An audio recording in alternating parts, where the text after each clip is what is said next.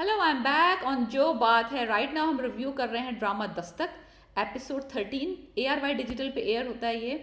It's a very good drama, लेकिन इसकी ratings इतनी हाई नहीं आ रही बिकॉज ऑफ ऑब्वियस रीजंस कि ये एक तरीके से आईना है जो हमारे माशरे को दिखाया जा रहा है कि किस तरह से हम डे टू डे लाइफ में कितनी पुरानी पुरानी दकियानूसी बातों को फॉलो कर रहे हैं अभी भी, और हमारा माइंडसेट चेंज नहीं हुआ है। तो ऑब्वियसली ये ड्रामा, इसमें कोई चटपटा मसाला, कोई किडनैपिंग, कोई शराब, कोई कबाब, कोई शबाब नहीं है और ड्रामों की तरह। तो ऑब्वियसली इस ड्रामे को इतनी हाई रेटिंग्स नहीं मिल रही हैं। ड्रामे की कास्ट में है अली रज़ा, सुहाय अली उब्रो एंड फरोज कदरी। मुझे इन मोस्ट ऑफ द कास्ट का कोई ख़ास इंटरेस्ट नहीं था। I started watching this drama for Ali Raza because वो इक़्तिदार में आ रहे थे, तो मैंने कहा चलो ये ड्रामा भी शायद उसी तरह का कुछ होगा, मसाला मसूला। लेकिन आई वॉज सरप्राइज कि ये ड्रामा उस तरह का नहीं है जिस तरह के आजकल ड्रामे चल रहे हैं सारे। बस आपको पता ही है कि सारे सुपरफिशियल काइंड ऑफ टॉपिक्स के ऊपर ड्रामे हैं।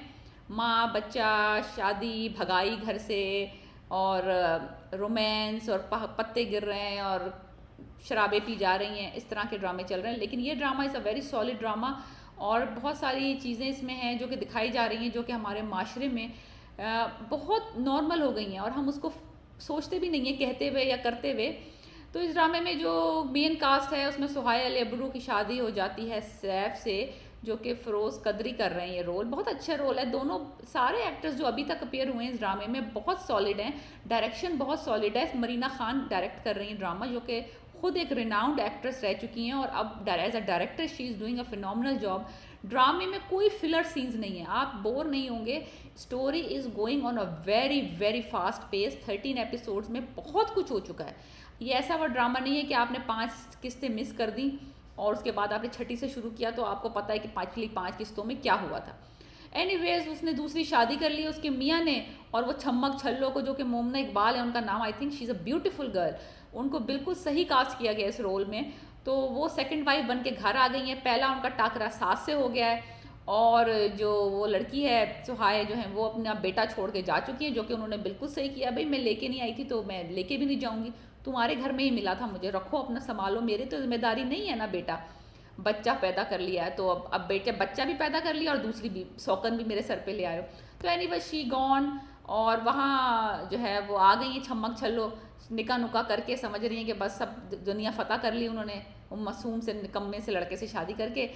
समझ नहीं आता इन लड़कियों को कि जो ये दूसरी शादी करती हैं, लड़का पहले से जो है वो इन्वॉल्व होता है तो उनको उनको वो रिश्ते ख़त्म नहीं हो जाते। उसका बेटा बीमार हो गया तो उसको जाना पड़ेगा अस्पताल अपने बेटे को लेके, और ये बस उबल रही हैं और फट रही हैं कि तुम अपना बेटे के साथ अस्पताल में क्यों हो, तुम वापस आओ, मैं यहाँ तुम्हारा अकेले रहने के लिए नहीं आई थी, तुम्हारी माँ मुझे निकाल रही है। तो शी इज़ ऑल, तो भाई वाकई में उसकी जिम्मेदारी तो नहीं है ना पहली बीवी का बच्चा।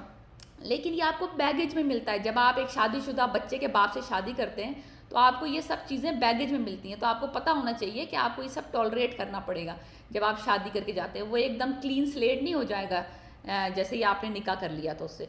एनीवेज, वो बस वहाँ पे चिल्लम चाटी कर रही हैं कि आओ आओ आओ। उधर माँ साहिबा पहुँच जाती हैं कि भाई किरण को बुलाओ, क्योंकि वो उसका बेटा है, वो बच्चा उसी से होगा। ये वो बुलाने को राज़ी नहीं है लड़का। नहीं, मैं तुम्हें झुकूंगा नहीं, मैं उसके सामने, मैं संभाल सकता हूँ अपना बेटा। संभाल क्या सकता है बेटा, एक रात में वो बच्चा अस्पताल पहुँच गया और वो नर्सें भागी फिर रही हैं उसके लिए, उसको संभालने के लिए, उनसे संभल नहीं रहा। एनीवेज, उसकी माँ जो होती है वो कॉल कर देती है वो किरण को कि आ जाओ भाई, तुम्हारा बच्चा अस्पताल में, ये वो। तो वो आ जाती हैं, रोला रप्पा डालती हैं, बच्चा एकदम सही हो जाता है माँ को देखते ही। तो ये इन्होंने दिखाया है कि भाई किस तरह से जो है ना एक छोटे बच्चे को माँ की ज़रूरत होती है। तो आप ऐसे माँओं से छोटे छोटे बच्चे छीन नहीं सकते अपनी लड़ाइयों में। फिर उसको ख्याल आता है, वो आती है बाहर, वो कहती है मैं तुमसे तलाक खुला भी लूँगी और मैं अपने बच्चे की कस्टडी भी लूँगी। पहले तो वो बड़ा तपते हैं कि नहीं नहीं नहीं, मैं तुम्हें अपना बेटा नहीं दूंगा, ना मैं तुम्हें तलाक दूंगा, मैं तुम्हें तड़पाऊंगा, ये ना टिपिकल, ना मैं तुम्हें छोड़ूंगा ना मैं रखूंगा। बस तुम्हें पता नहीं उनसे क्या बदला लेना होता है बीवियों से, जो जिनको जिनको छोड़ के तुमने दूसरी शादियां की हैं, उनसे क्या बदला ले रहे हो। वो अगर मुंह अपना खोल लें तो उनका सारा कसूर हो जाता है। तो एनीवेज, फिर उनको ख्याल आता है कि ये तो पहली बीवी तो मुझे कह रही थी कि मैं तुम्हारा बच्चा नहीं पालूंगी, तुम उसको तलाक दे के जान छुड़ाओ, आओ मेरे साथ मज़े करो, गुलछड़े उड़ाओ, हैं तुम क्यों। फिर कहता ओ ओके, रुको रुको रुको रुको, हम एक सेटलमेंट कर लेते हैं, मैं तुम्हें बच्चा भी दे रहा हूँ, मैं तुम्हें तलाक भी दे रहा हूँ। एकदम राज़ी हो गया। क्योंकि तो दूसरी बीवी ने उसको डंडा दिया हुआ है ना कि मैं रखूंगी नहीं, तो बस अब उसने अपने कहा फारिग करो इसको, दे के बच्चा निपटाओ काम, ये है, एकदम राजी भी हो गए। ये होता है आदमियों के साथ, एकदम अपना क्लीन स्लेट कर लेते हैं आफ्टर मैरिज और बच्चे के बाद दूसरी बीवी के कहने पे। एनीवेज वो बेचारी बच्ची, उसको पता चल गया कि इसने शादी भी कर ली, उसमें ये बम भी फूट गया अस्पताल में कि इसने दूसरी शादी भी कर ली। वो यही समझ रही थी कि अभी ये शादी होगी, वो पता चला जब उसको अस्पताल पहुंचे कि उसने शादी भी कर ली है। शुक्र है कि अब वो घर आती है बेचारी और गमज़दा और ये वो, पर उसका बाप कम अज़ कम मुझे ये इस एपिसोड में खुशी हुई है कि सारी सुनने के बाद जो उस लड़की का बाप है कम अज़ कम उसने अब अपनी बेटी का साइड लेना शुरू कर दिया। उसने ये कह दिया कि मैं अपनी बेटी के साथ हूँ, किरण के साथ हूँ, और जो मेरी बेटी फैसला करेगी मैं वही करूँगा। जबकि फुप्पो आ गई थी मनूसियाँ, ये फुप्पोएँ जो है ना बड़ी फप्पन कुटनियाँ आग लगाने आ जाती हैं। मेरे भाई ने इतना पैसा खर्च किया तुम्हारी शादी पे, 1.5 साल तुम्हारी शादी नहीं चली, बच्चा भी है, अब बच्चे की खातिर कॉम्प्रोमाइज़ कर लो, बच्चा रुल जाएगा, बच्चे के बाद औरत की ज़िंदगी ख़त्म हो जाती है। ये जुमला मैंने बहुत दफ़ा सुना अब लोगों का, भाई आप बच्चे की खातिर ज़िंदगी गुजार लो, बच्चे के सहारे ज़िंदगी गुजार लेती है औरत, तो तुम क्यों इतनी उबल रही हो, कॉम्प्रोमाइज़ कर लो, घर बसा लो, घर बचा लो, हैं। ये वाले जुमले जो है ना हमारी सोसाइटी में औरत को दबाने के लिए, इस्तेमाल करने के लिए, उसको कॉम्प्रोमाइज़ करवाने के लिए हमेशा यूज़ होते हैं। बच्चा बच्चा बच्चा सिर्फ क्या औरत का अकेले क्या है, उस कमीने ने पैदा नहीं किया साथ, उसका हिस्सा नहीं है। जब कोई उसमें बात आएगी, जब कोई उसके नहीं हो रहा होगा काम बुढ़ापे में, तो बेटा याद आ जाएगा। जब पालने का वक्त है, जब कुर्बानियाँ देने का वक्त है, तो दूसरी बीवी के साथ मज़े कर रहे हैं, कुछ छड़े उड़ा रहे हैं। तो ये बहुत जगह होता है, बहुत कॉमन है ये हमारी सोसाइटी में कि भाई जब दूसरी शादी करनी होती है तो बच्चा लड़की के हवाले कर देते हैं, और जब अगर दूसरी बीवी से बच्चा ना हुआ तो पहली बीवी का बच्चा क्लियर करने आ जाते हैं, ये फल खाने आ जाते हैं। दरख्त को पानी देना कोई नहीं जानता। एनीवेज वो जो मनूस सास है इसकी, सैफ की माँ, वो नहीं गिव अप कर रही। सारा कसूर सैफ के वालदैन का है, जो सारी जिंदगियां तबाह हुई हैं, ये सिर्फ उस लड़के के माँ बाप का कसूर है। अभी भी वो कह रही है किरण आपको घर ले आओ, किरण आ जाओ घर। भाई तुम किस रोले में किस किरण को घर बुला रही हो? वो घर में जो फप्पन कुटनी यहाँ बैठी हुई है मेकअप थोप के मुंह के ऊपर, वो उसको रहने देगी जिंदा? वो क्या नौकरानी बन के आए घर में? अब बच्चा लेके, बच्चा पाले, कमरे में रह के सास की खिदमत करे और सास को एंटरटेन करे। तुम्हारा प्लेस है, वो तुम्हारी जगह की जगह चली गई है, वो जगह लेने आ गई है फप्पन कुटनी जो उसके मियाँ के दिल पे राज करती है। अब वो आके क्या करे वहाँ पे? तो एनीवेज सास गिव अप नहीं कर रही, सास अपने बुढ़ापे का सहारा ढूंढ रही। उसको पता है कि दूसरी बहू ने तो उसको मुंह नहीं लगाना, उसको पूछना नहीं है, तो उसने कहा पहली वाली से खिदमत ले लूँ बुढ़ापे के अंदर।